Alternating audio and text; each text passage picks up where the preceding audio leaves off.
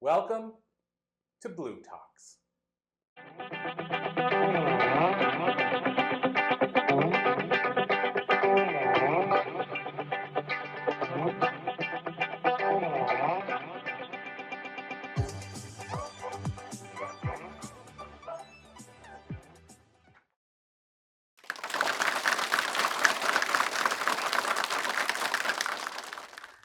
I just want to thank you, Holly, for being here. I know it's really late, but hey, this is a late night Blue Talk special. So I had a little bit of a chance to read about kind of your bio and everything, and I know that you loved your first job in the FBI, and then you had a bit of a new beginning with cancer. And so I'm just kind of curious how, getting through the cancer kind of seemed to transition and transform you into a new direction. Oh my goodness, Shelley. Wow. Starting with the powerful question. And first of all, thank you so much for having me and for this conversation. I actually like to go backwards before I like to go forwards. Sure. Because I think it really helps to frame that journey. Mm-hmm. And when I was about 10 years old, we had this huge dining room table.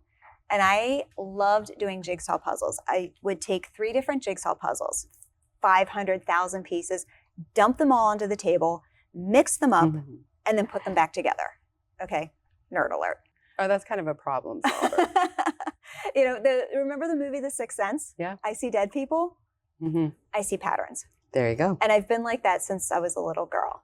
And I loved doing that. And it's just how my brain is wired. Mm-hmm. When I was a senior in high school, this was before Silence of the Lambs came out.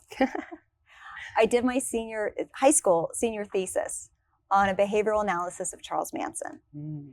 And my professor said, or my teacher said, you need to major in psychology when you go to college. And that has always been in my heart to figure out what makes people tick. And when it was my dream job to go to the FBI, but it wasn't until 2004, so it was post 9/11 that I got a chance to work there and did the exact same thing. Back then, no one talked to each other. The agencies didn't talk to each other. The FBI, we barely had the internet at that point. And I was able to take some disparate pieces in the FBI as a project manager and put them back together. Mm-hmm. So problem solving. Exactly, same exact thing. And in 2017, when I was forced to resign, I had a big period of rock bottom. Mm-hmm. But when I decided to become a holistic health coach, that was the through line once again, was being able to work with women to take all of these disparate pieces of their lives and help them put it back together. Because we have our careers and our spouse and our kids and then aging parents, and we have all of this stuff that takes us away from ourselves. And then we hit this point, it's a milestone birthday or someone's diagnosed with something, and we have this kind of moment that we're like, oh, shoot. Like an aha moment. Right. And we look around and we're like, I don't even know who I am anymore. So it's being able to help women take all of these pieces and come back home to themselves and create that beautiful puzzle. Mm-hmm. Well, I can relate because I'm in recovery. So when I went to treatment, it was my rock bottom, and it was a very dark process. So I like to call it my Shelley soup. Yeah. So it's finding your authentic self and your Shelley suit.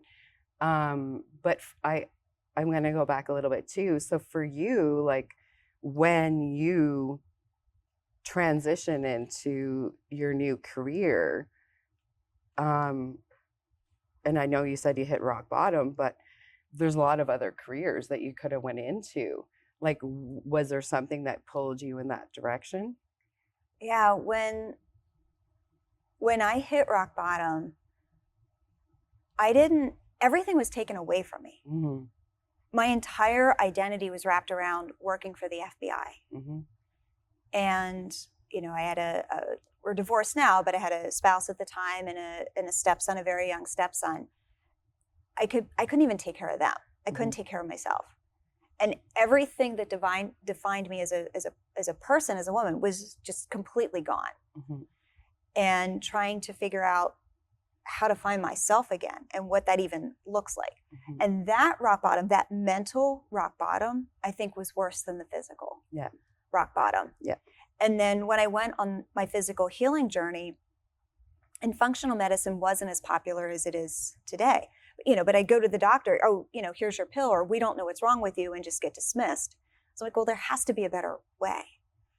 So that's when I looked into, you know, nutrition and environment and all of these things, and it moved the needle some, but then I plateaued.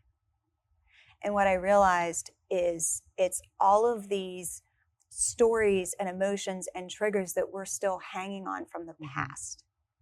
And once I was able to break free of them, I realized this is my calling. So when you say you broke free, like, did you heal through it? Did you rewrite the story? You know, like, how did you kind of, when you say heal, like, how did you kind of, like, what was that? What did that look like? And again, I didn't have an instruction manual. This was me just figuring it out. And I went to that place of quiet. Mm-hmm. And for me at that moment in time, quiet was very loud. Mm-hmm. I couldn't even be quiet for a second. Mm-hmm. So I'm starting in a microsecond of quiet. You were kind of like a bear hibernating. Yeah. It was being able to get rid of the outside noise first. Mm-hmm. And then it was able to get rid of the inside noise. The inside noise was a lot louder than the outside noise. But it was in that quiet that I was able to start to heal, because I could listen to what my body needed and what my body wanted. And I learned those cues. So when I went to do a thing, I knew that it was either going to feel good or not feel good. Mm-hmm. And then that was my direction. So you trusted your intuition. Absolutely. So so today, like, you work with people, kind of women. Is it strictly women or women and men? Mostly women, yeah. Okay. Mm-hmm. And so you're kind of helping them find their authentic self or decide the direction they want to go in. Is that what you're doing now? Absolutely. I started as a more of a life coach, and then realized, coming back home to my roots as a holistic health coach, as I was on my own healing journey, I got certified as a health coach. Mm-hmm. And I always thought health coaches focus on all of the doing and all of the things and all of the protocols. And I didn't realize that you could be a health coach and focus on the mindset piece. Oh, yeah. And I realized that's really where my strength is. So that was kind of a comeback for me as well, in terms of coming back to what really lights me up. And again, back to putting the puzzle together. Mm-hmm. Like, that's just ingrained inside of me. That's my gift. That's my talent. That's my true north. Mm-hmm. My zone of genius. That. Yeah. Well, and I am big into the thoughts create, you know, the illness, the disease. And I know myself, I've cured myself actually of an autoimmune as well. Yeah. And that's just the power of thought, right? And it's such a big thing. And so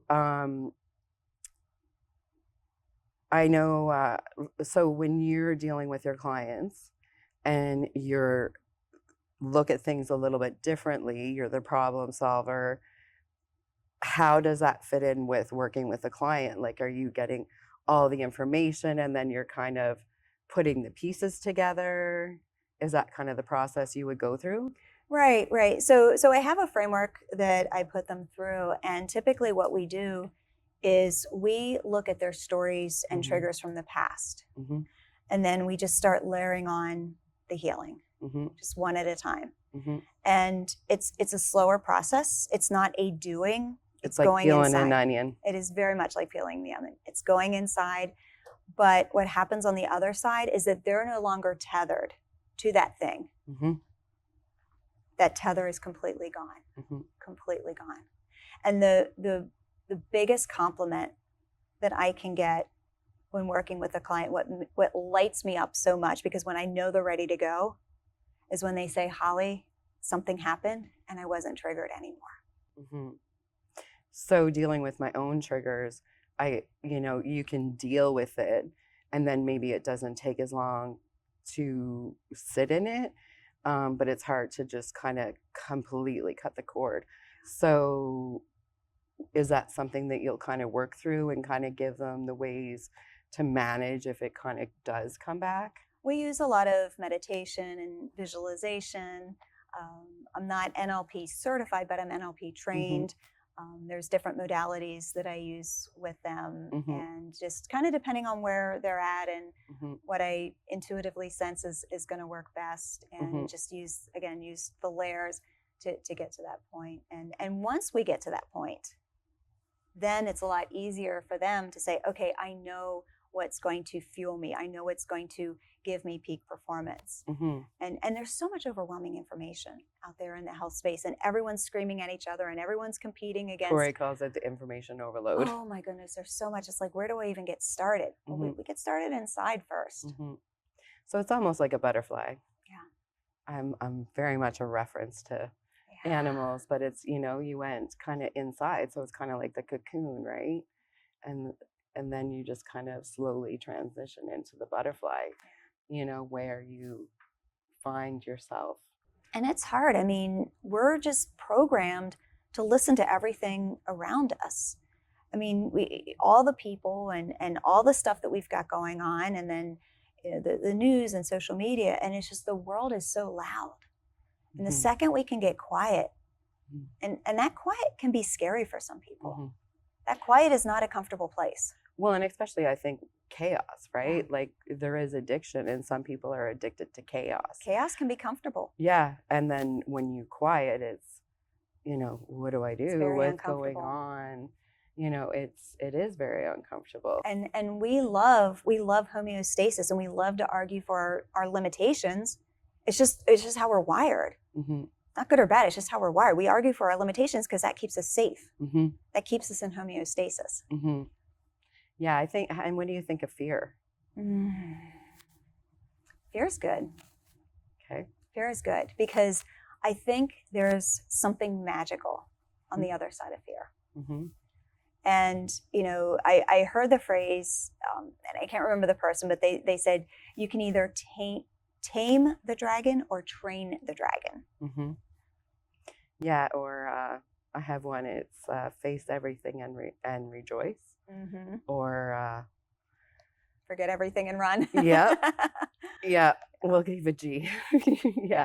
Yeah, and I think that's a hard part too, is stepping out of it. And I read a little bit about your other process, and how excited you were, and at the beginning, and and I think that's the thing, is like we get sparked and we want to do it all, and then sometimes it's hard to take those baby steps. Yes. Right? It's like you want to do it all, and you have a list of 10 things you want to do, and then if you don't do them all, then you're okay, I'll start on Monday. And like I think you said, is Monday never comes. Monday never happens. Yeah. So is there a way that somebody can kind of, start with the baby steps and kind of move from step to step? We learn to celebrate the 1% growth. Any micro movement gets celebrated. And when we start celebrating those movements, we tell our brain, this is good. It's good to be in this place. And the more we can tell our brain it's good to be in this place, the more our brain wants to be in this place. And then we celebrate the setbacks, and we celebrate them as lessons instead of failures. Okay. And then when we can celebrate the lesson, our brain says, oh, back to fear. It's not as scary. I'm not a failure. I just learned something. That's a redirect. When you can tell your brain, I'm not a failure, like it has nothing to do with failure. It has everything to do with, I get to learn a lesson. You're shifting your brain, and your brain is no longer scared to do the hard things. And so even in that process, like I think a guilt almost plays into it as being like you said, like failing, right? And it's a process. Yeah. It's like a one-day thing, I would think that, but it's a hard process because a lot of people don't like change. Right. And you know, throughout all of this, all of the adversities that I collected, I would not want to wish anything on anyone. Mm-hmm. But if someone were to say, you know, would you go back and relive it? Absolutely. Mm-hmm. Because the amount of growth that I've had Mm-hmm. over those years and what I got to learn through every single adversity in my life, I'd never be here today. Well, and I think that's what Blue Talks is. Blue Talks is sharing your story, and we all have a story. And with your story, somebody needs to hear it, right? And even if it's, you know, a small number, a big number, I mean, that could transform somebody's whole life. Absolutely. You know, and it's so important, I think, to share that. And it takes courage. Absolutely. Yeah. Well, thank you very much. Thank you, Shelley. Yeah, it's been great having you on here, and I wish you all the best of luck. And at the end of the interview, we'll put all your information of how somebody can get in touch with you. Oh, perfect. Thank you Yeah. so much. Okay. Thank you.